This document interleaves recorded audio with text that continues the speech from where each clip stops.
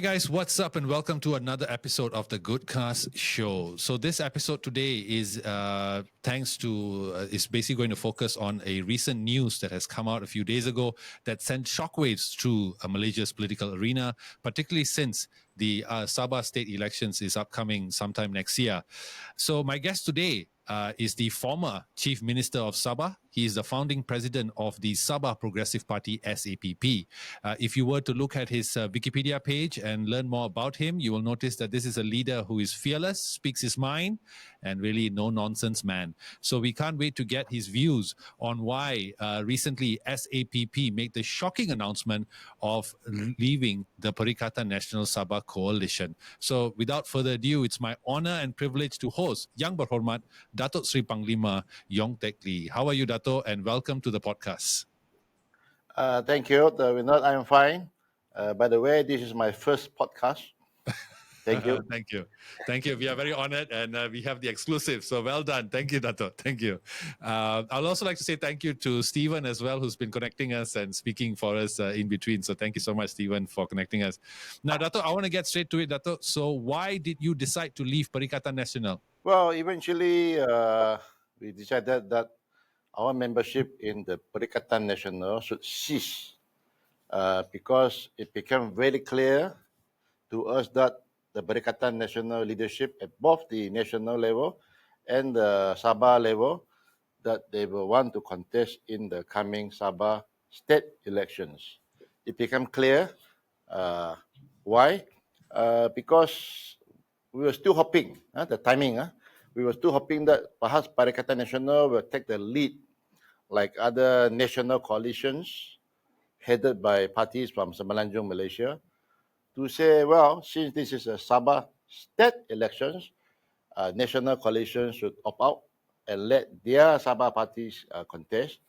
Let other Sabah party contest. It is a contest among Sabah local parties. It happened, it happened in the last Sarawak State Elections, where Perikatan Nasional decided to not contest in the Sarawak State Elections.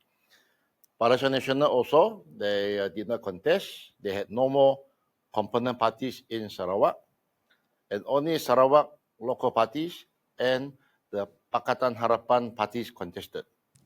So we were hoping that perhaps Perikatan Nasional in the coming Sabah elections would do what they did in Sarawak in the last Sarawak State Elections, to not contest in Sabah. But when we read various statements, and I have said it for 2 years now, at our party congress and party AGMs, that SAPP will contest under Gabungan Rakyat Sabah, and non-local parties should not contest in the state elections. That was 2023. I repeated the same thing in 2024. This time, the media was more focused. What about Perikatan Nasional? I was talking in the past, Perikatan Nasional and Pakatan. Then they become more focused. What about you? I'm a member of Perikatan. So what about Perikatan? And I said, no, that includes Perikatan. To not contest in Sabah. Leave it to the Sabah parties. The background that I have is, of course, Perikatan have done the same thing in Sarawak. Perikatan Nasional had done the same thing in Sarawak. So let's move forward on the new Malaysia, the federal system, whereby the Borneo territories in the constitution is called the Borneo territories of Sabah and Sarawak, to manage their own affairs, the political autonomy. Then it became clear from various levels in federal and state that they will contest. Therefore, it makes our position in Perikatan Nasional no longer tenable. And therefore, we cease to be a member of Perikatan Nasional. So that's the timing, and that's the core reasoning. Of course, you have mentioned even now, even in your press release, and even now you've just mentioned that one of the main reasons, as you said, was because you had issues with the fact that Perikatan Nasional were planning to field candidates from Peninsula in the state elections. Why wasn't this an agreeable move with you? Well, I think Malaysia is moving forward very fast. I go back to 2018, when the first time in the history of Malaysia, Barisan Nasional fell. It would not immediately bring about many changes, but it has opened up the Malaysia, what I call, going back to 2008, is a window of opportunity for Sabah and Sarawak. Let's give me a couple of minutes on the background. But in the past, on the record, that Sabah and Sarawak members of parliament only contribute to the majority of the ruling coalition at the national level. In the year 20 something, earlier on, it became clear that federal government needs Sabah and Sarawak only to make up the two-third majority. That happened again in 2008, but coming to 2018 is no more. You see, the political changes in the nation is such that the federal government of the day needs the support of Sabah and Sarawak. That's a reality now. It will not continue forever, by the way, because eventually, I think, after the passing of the current generation of elder leaders at the national level, I think the political elite in Semenanjung, Malaysia will regroup, and then Sabah and Sarawak will go back to on the marginal sidelines. So this period of time, we have what I call the window of opportunity. It's been there for quite a number of years now. So it's the time for us to therefore tell our federal leaders and federal parties from Semenanjung, we call them Malaya, which some people don't like, to opt out of the Sabah elections. So now is the right time, because Sabah, Sarawak, the consciousness is there. So now is the right time for actually the federal government of the day will have to declare whoever is the state government in Sabah and Sarawak, they will accept and respect. Similarly, whoever is the government in Sabah and Sarawak will have to accept the federal government of the day. Sure. That would be the ideal federal system envisaged by our founding fathers in 1962, 1963. Now, Dato, I just want to get into some of the comments that were made after after SAPP's resignation from Perikatan Nasional Sabah. One of them was said by one Ahmad Faisal of Bersatu. He commented saying that this was long time coming.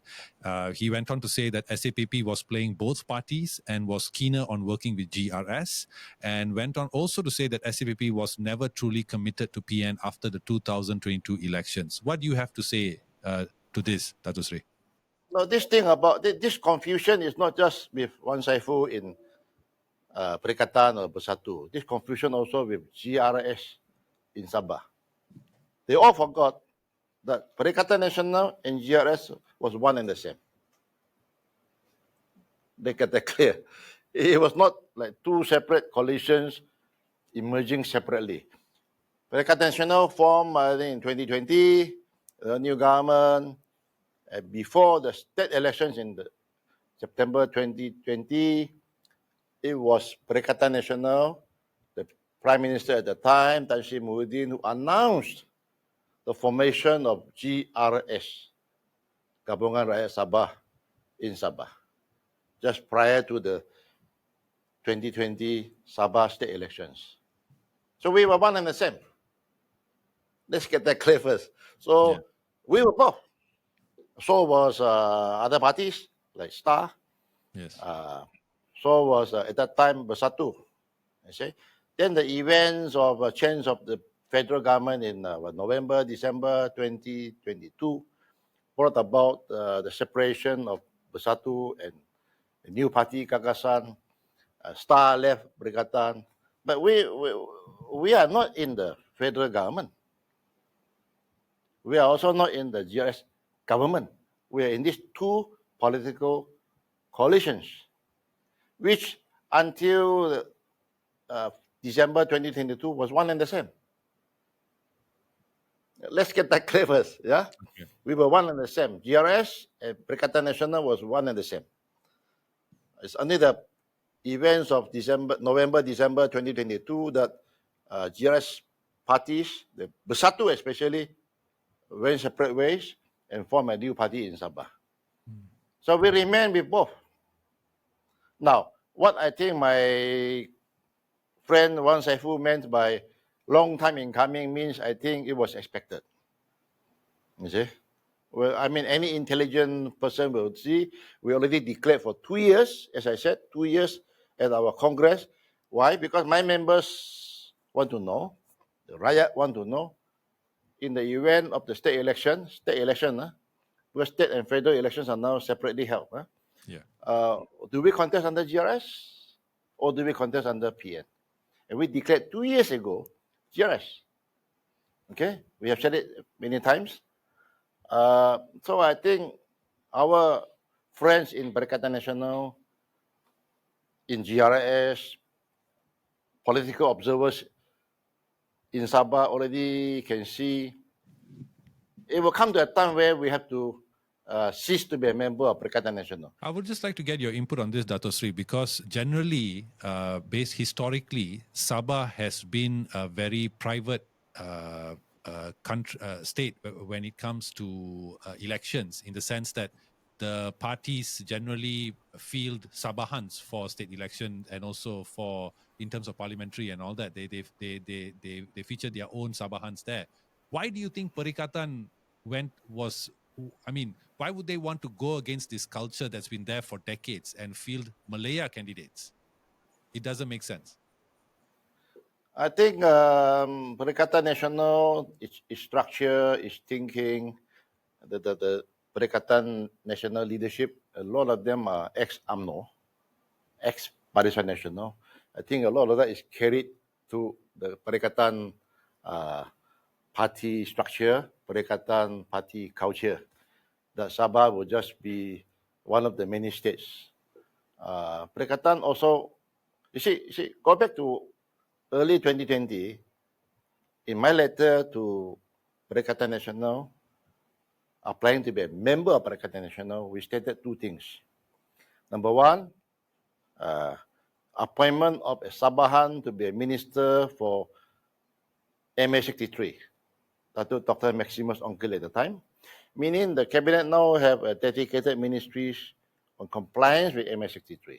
Number two is solution to the illegal immigrants problem in Sabah, that we see in that new government to be serious in fulfilling these two key objectives. So that is the background.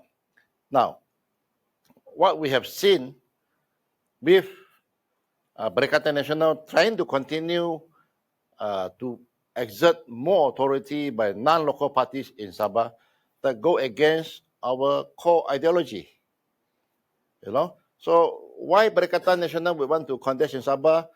Best answered by Perikatan leaders, but I would know that it is because they still behave a bit like the All Barisan Nasional and UMNO. Having said that, I must say, in my short few years working with Perikatan Nasional, I learned a lot of things.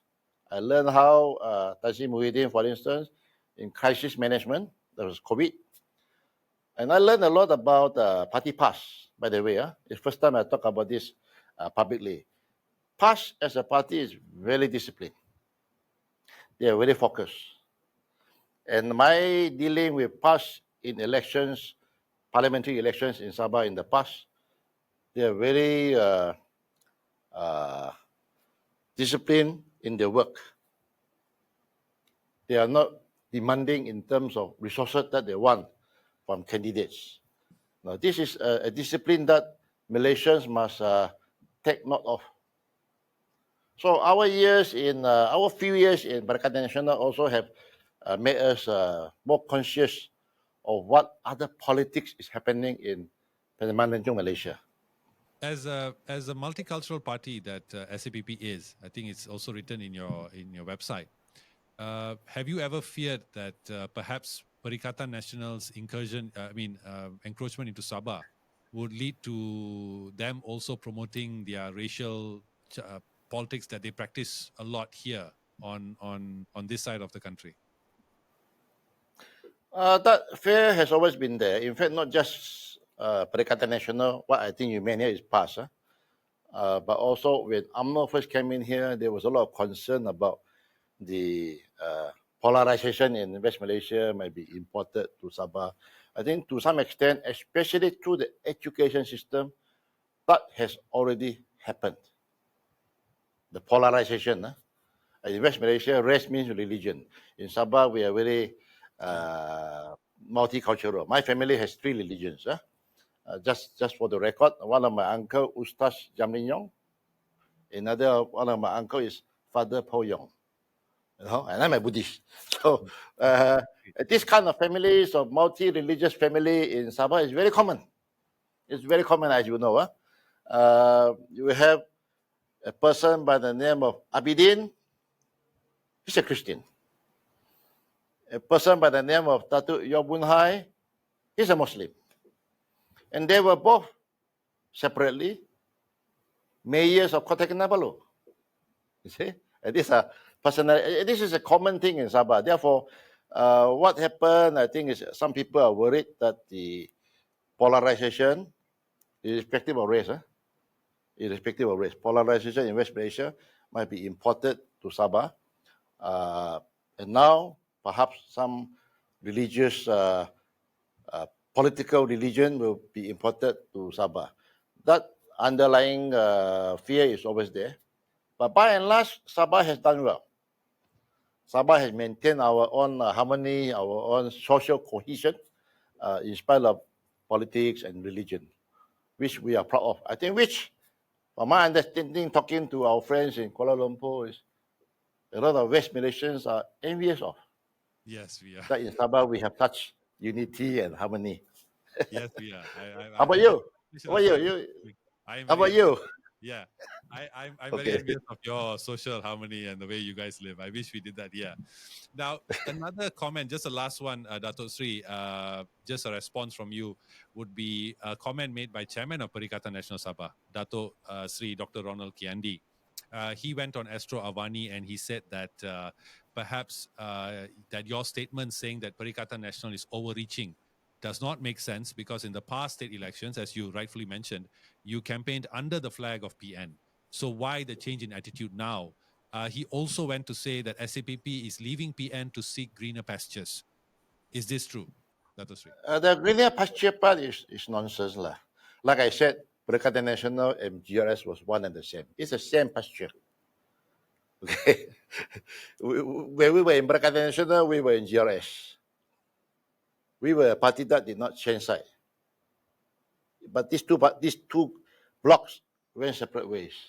Okay? It's not like we were here, we were jumping there, or we were there, we were jumping here. This Perikatan Nasional and GRS was one and the same block. Then it went separate ways, And then we look at the political situation in Sabah, that Sabah elections should be contested only by state parties. And in the context, to Ronald Kiandee, the context is what happened in Sarawak. Why Perikatan Nasional was able to opt out of the Sarawak elections, but not Sabah. There's a proper context. So whether Perikatan Nasional is overreaching, I'm not aware of the situation now, as far as TSI is concerned, whether they have enough machinery, enough people to have state elections in Sabah, which is a very big place. And by the way, next Sabah election will be very crowded. You have at least 3 national coalitions, Barisan Nasional, Perikatan Nasional, and Pakatan Harapan. And they have so many local parties, old ones and new ones coming up. So it's going to be a very crowded field. Will Perikatan Nasional be not overreaching? This is for Perikatan to assess themselves. Before we get into a very interesting document that I received from your side, which is, of course, your proposals to GRS, which I want to discuss in because I think that's quite related to the Sabah upcoming state elections, which I want to also highlight. Before that, I just want to get a few more questions. When SAPP decided to leave PN and stick with GRS, was this also made because perhaps SAPP would be allocated more seats under GRS as they would have received under PN? No, that factor has already been known for a long time. GRS has 8 local parties, you know, to share 73 seats to be contested. Perikatan Nasional has 3 national parties, Gerakan, Bersatu, PAS, and SAPP, the only local party.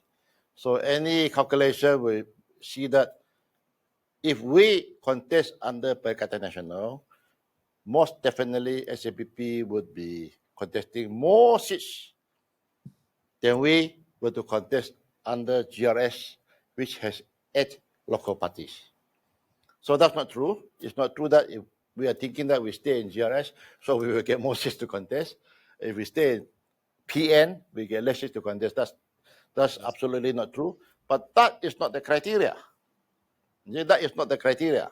The criteria, the core reason why we cease to be a member of PN is because PN want to contest in Sabah.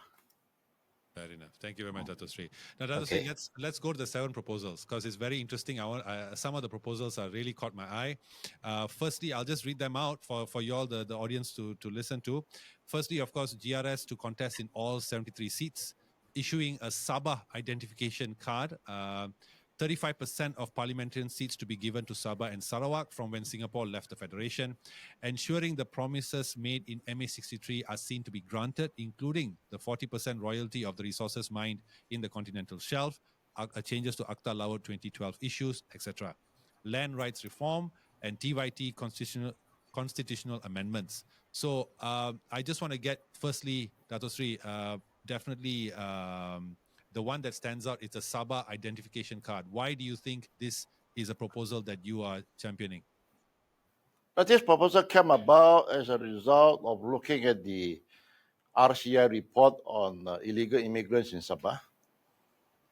It confirms many of the things that we already knew or suspected, which is a lot of unqualified foreigners were granted citizenship with the digit 12. 12 means you are Sabah born. You are Sabah born. To become Malaysian citizens. And with that, my card with the 12th digit issued by Putrajaya, they become Sabahan. A foreigner becoming Sabahan. Whereas under our Malaysian immigration law, there are 3 zones. Semenanjung, Sabah, Sarawak. You know, that's why we have these 3 immigrant zones. So by having the federal government issuing my card citizenship with the digit 12, you are making foreigners to become Sabahan, thereby bypassing the immigration control by the state government. The RCI report have testimony from holders of this Sabah my card, Malaysian my card, but with supposed to be Sabahan, who said they were born overseas. They came here, they got a my card with 12, they become not only Sabahan, they become native. You see, many of them have become native. So, to me, the my card has been compromised. Yes. You know, the sanctity, the integrity of the my card has been compromised. You see, this my card should only be issued to people born in Sabah, citizens of Malaysia, with the H, Sabahan, and the 12. If the same document is given to foreigners pretending to be Sabahan, some are native, some are, then this my card is, to my mind, is no more the citizenship of Malaysia who are Sabahan. You see? So let me be clear. Federal government has the authority, the right to issue citizenship to anybody else they want in the world. That's in the Constitution and in the National Registration Act, Akta Pendaftaran Negara. But to become a Sabahan, you need the approval of the Sabah State Government, either in the form of a permanent residency, for instance, or by process naturalization, you become a Sabahan. So many years ago, we thought, well, we cannot abolish, we cannot cancel the citizenship that the federal government have granted to non-Malaysians to become Sabahan. But we can issue Sabah IC to Malaysians in Sabah, genuine Malaysians in Sabah. So actually, before this Jabatan Pendaftaran took over the IC department in Sabah, Sabah used to issue our own IC. You know, the British government issue no Borneo certificate. After that, it becomes Sabah IC in Sabah. It's this little plastic blue, we call it blue IC, red IC thing, you know. So we want to revert to that, whereby Sabah government will issue Sabah IC to genuine Malaysians in Sabah. The ICs issued to foreigners not recognized by the Sabah government. They remain Malaysians, but they are not Sabahans until and unless they apply to become a permanent resident in Sabah. Wow. So that will be able to siphon out all those dubious citizenship documents given by the federal government to non-Malaysians in Sabah. Fantastic. That sounds amazing. Right. So the privilege, like consistent with other laws in Sabah, we have a Public Service Commission. Kelantan has, Sarawak has, Sabah has. So for instance, to join the civil service, you should have a Sabah IC. To apply for native land, you should have a Sabah IC as a native. You can apply for non-native land. In Sabah, our land system is very open. Non-Sabahan can own land in Sabah, except native land. You and me, we're not, actually we are not the native, huh? No, we're not. Okay, then you and me in Sabah have the same land rights. We can own all sorts of land in Sabah except native land. Now, if you are Sabah IC as a Sabah native, you can own native land.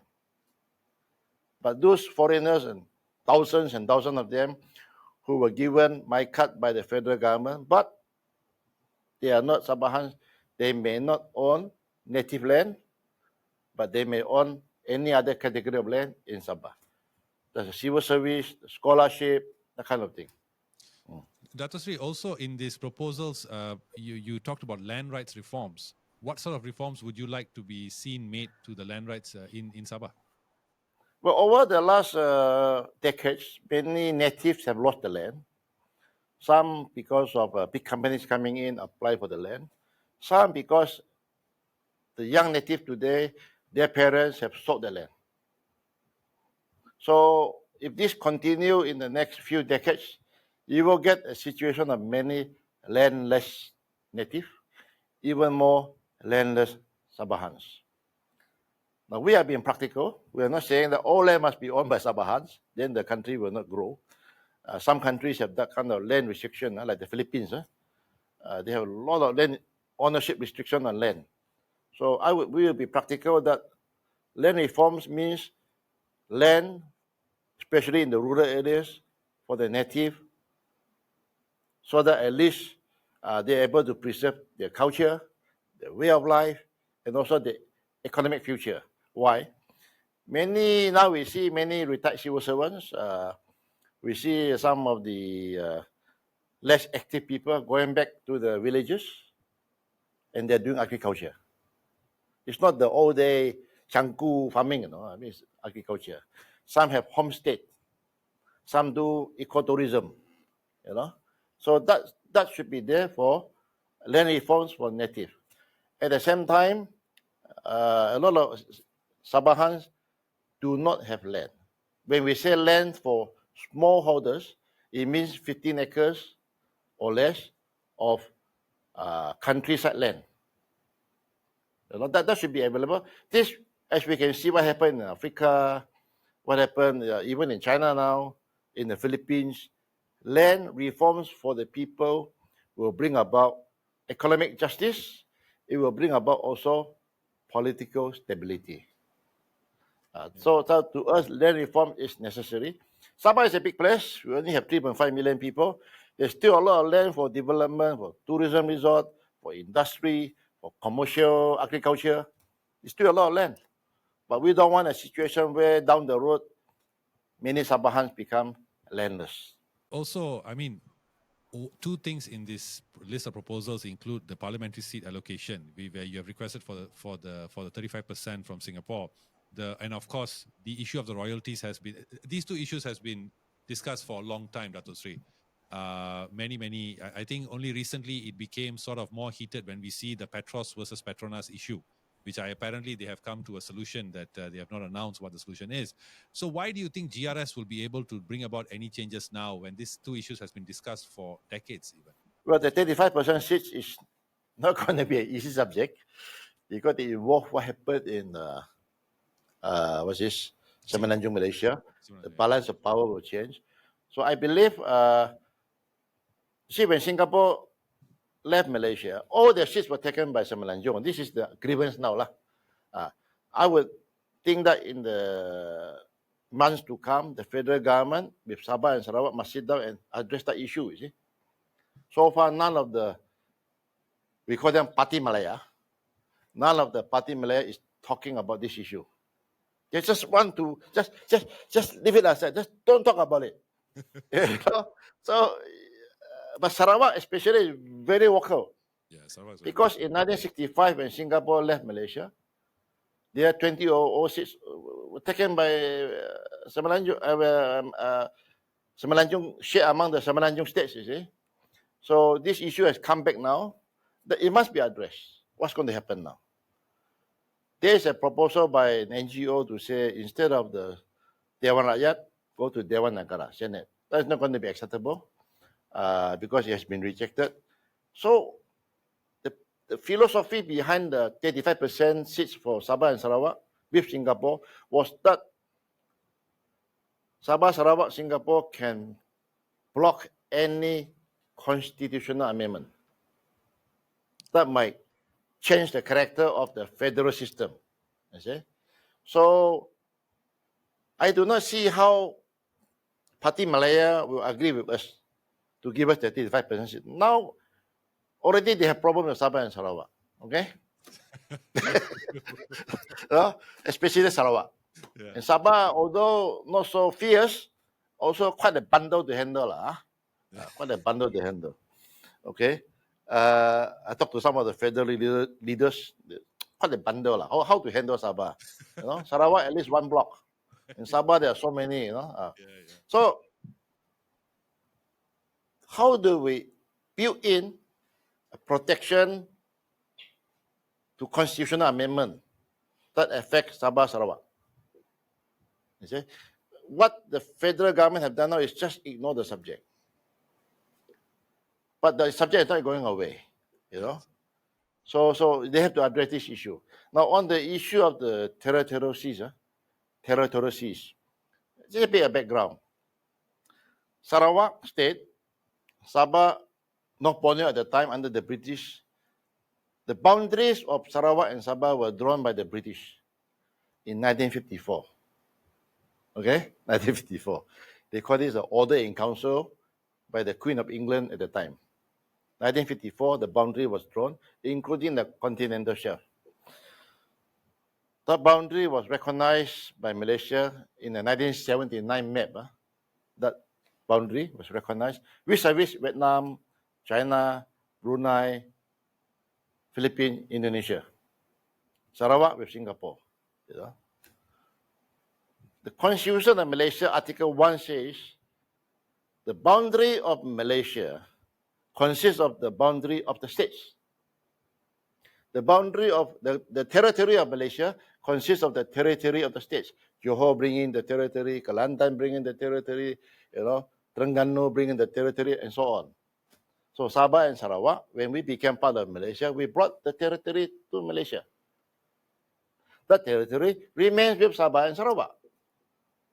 Now, Sarawak's interpretation is, in spite of the Petroleum Development Act, which gives the oil and gas to the Petronas, but the land belongs to Sarawak. The same argument will apply to the continental shelf in Sabah. So this is a very tough negotiation. By the way, it's propagated more by Sarawak than by Sabah. Definitely. Same as the sales tax. same as a sales tax on petroleum. So this is going to be a tough issue. So last September, a few months ago, the meeting chaired by the Prime Minister with the Deputy Prime Minister, Fadila Sarawak, Premier Sarawak, and Chief Minister Sabah, on this issue of the territorial seas, they agree to disagree.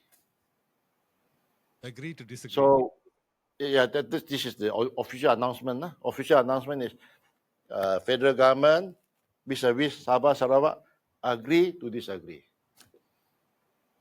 So we are there now at the stage, and this is a developing story, lah. Coming back to the state elections that are upcoming next year. Agree to disagree. Sorry, doesn't mean it stops there. No, of course. I'm sure. Doesn't mean it stop there, because the next course of action would be either political, parliament, or litigation, going to first Malaysian courts, and it can even go to an international court. My goodness. So it's not over yet. This is going to be very interesting. Yeah. Datuk Seri, it's going to be very interesting. It definitely sounds like it will be. You know, the thing is, from me, as far as I can remember, from the days of Tun Mahathir's BN until now, it seems like in the early parts of Tun Mahathir's time, until maybe after 2018 and all that, Sabah and Sarawak were pretty quiet when it came to these issues. Now, under this new government, we see suddenly Sarawak is louder than ever. We see that whole Petros versus Petronas issue. And now you are also championing more independence, more autonomy for Sabah. Why are suddenly both these Sabah and Sarawak becoming more vocal now?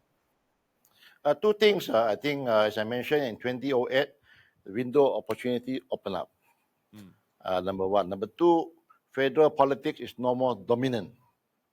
Number three, thanks to Datuk Seri Najib, the abolition of the ISA, Internal Security Act, which we know in the past in Sabah have been used against activists and Sabah rights leaders like Dr. Jeffrey Ketingan. So that dampens the activism for Sabah and Sarawak rights. So the abolition of the ISA helped a lot in opening up people's mindset. That is the structure. Now, two things also happen. Internet and social media. A lot of information is now available. Number one, available. Two, education. More people are literate. A lot of professional people have free time to do their own research. And the declassification of colonial era documents in London, in America. The communications among embassies about the formation of Malaysia are now surfacing. There's a 30-year rule, there's a 50-year rule, you know. OSA, Official Secrets Act, there's a 30-year rule. Some documents can be released. 50-year rule, some documents can be released. So a lot of these documents are now surfacing. In the past, even the 20 points, you know, the simple 20-point memorandum by Sabah political leaders to the Corporate Commission, leading to the formation of Malaysia. Even that I had to extract from a book called Golden Son of the Gadazan on Peter Mogentin in London. Because that book was banned. It's still banned. Okay? Even to get that 2-page 20-point memorandum, I had to extract it from a book I got in London during my student days, because that book was banned. It's still banned. Golden Son of the Gadazan, written by Bernard Star Maria from Semenanjung, Malaysia, the book on Peter Mogentin, one of the leaders in the 1970s. Now, you can get all kinds of documents in the internet, not necessarily fact. A lot of documents you can verify to be true. And then people realize, oh my God, I'm entitled to this, I'm entitled to that. You know? So internet has done a lot of work. Education, that is the unstoppable development. Then you have abolition of ISA, you have the loss of dominance by federal parties, combined to now give ordinary people ordinary Malaysians in Sabah and Sarawak a consciousness. Fantastic. Including, by the way, a lot of Sabahans of West Malaysian origin in Sabah. Now we have many tens of thousands of Sabahans here who are of West Malaysian origin, who agree with what we are saying. They become more Sabahan. There are even some Sabahans. Yes. Yeah. So, okay, Datuk Seri, I want to bring it back to the upcoming state elections. Of course, this is going to be watched by everyone, even from this part of the country as well. So, if GRS participates in all 73 seats as you have proposed, and if PN now, looking at PN now without STAR, without SAPP, do you think they will be able to do as well as they did in the previous state elections? That depends on perhaps a few strong candidates. If Perikatan Nasional can win some seats in Sabah, that depends on perhaps some of the strong candidates. So I say we call them local warlords in Sabah, if they have. Otherwise, it is an uphill struggle for Perikatan Nasional in Sabah. Now, Like in Sarawak, for instance, they had one MP who consistently win, but it's more the popularity of the candidate in that rural constituency. do you think Sabahans will ever warm to the idea of Malaya parties having a presence there? It's going to be more and more difficult. Like I said, the consciousness about Sabah rights. In the past, I'm talking about the 80s, 90s, even the early 20s. It is like, we call it the reality of federal politics. The Sabah wants development, you must be part of the federal government. You see? That was the earlier part, the reality. But that has changed. You see, federal government is no more dominant. Even in Semenanjung states. You see? Even in some Semenanjung states. So you're going to set Sabah becoming more assertive of their rights within Malaysia. Okay. So I do see eventually federal parties, or we call them Party Malaya, will continue to lose support here. Whereas local parties will continue to gain support. By the way, we are not short of local parties. There's so many of them. Yeah, definitely. I saw the list. I was like, wow, there's a lot of parties, old parties and all that. Now, just one more thing on your website, you also did a press release recently, Datuk Seri. You were commenting on DAP Sabah's comments on GRS, and you said, they are free to leave the GRS coalition as well. What's your opinion on DAP Sabah currently? No, DAP Sabah statement, it started with Anthony Locke, DAP leader in Semenanjung, saying that they had a DAP meeting in Federal where there was a detailed briefing by the DAP Sabah about this mining corruption thing in Sabah. The second part, he says, therefore leave it to the Sabah DAP whether to review their position, meaning that they have prejudged the issue on mining corruption. Okay, you already said there's some problem. Otherwise, what's the reason to review? Now, my immediate reaction, I will elaborate, is if corruption is an issue that make DAP Sabah want to review its position with the GS government, they would not have joined with the people they accuse of corruption at the federal level. Okay? You're already in the same cabinet, same government, state and federal, with the former enemy, Barisan Nasional UMNO, which they accuse of corruption. So, knowing the people here, the DAP people here, I said it's nothing to do with corruption. It's just an excuse. They want to squeeze the chief minister. They want to pressure the chief minister of Sabah to give them more posts, to promote their people, to promote their leaders. You see? So it became a bargaining chip that they use against the GS government. Therefore, I called a bluff. I said, you are not going to leave. You're not going to leave because if you want to leave because of corruption, you will not be part of the federal government today. Right? Yes, I told you, people viewing, Datuk Seri is a no-nonsense man. He speaks his mind. I love it. I love it. Well, Datuk Seri, just one last Okay. question about SAPP. You currently have one seat in the Sabah state government, in the state. How do you think that the Assembly. party, assembly, sorry, how do you think that the party will fare in the upcoming state elections? First, even my one seat in the assembly is a nominated seat. It's not the elected seat. Okay. We have 73 elected. We had 2 candidates. We lost. Then we got 6 nominated, of which we got 1 lah. Okay. So even that one is nominated. The election to come is going to be tough, honestly, for everybody. For everybody. For SAPP, I'll be very honest, we not to win one is a victory for SAPP. For the more bigger parties, they have to defend their turf. They have to win back all the seats. So we are optimistic that we can at least break the barrier to win some seats in the coming state assembly elections.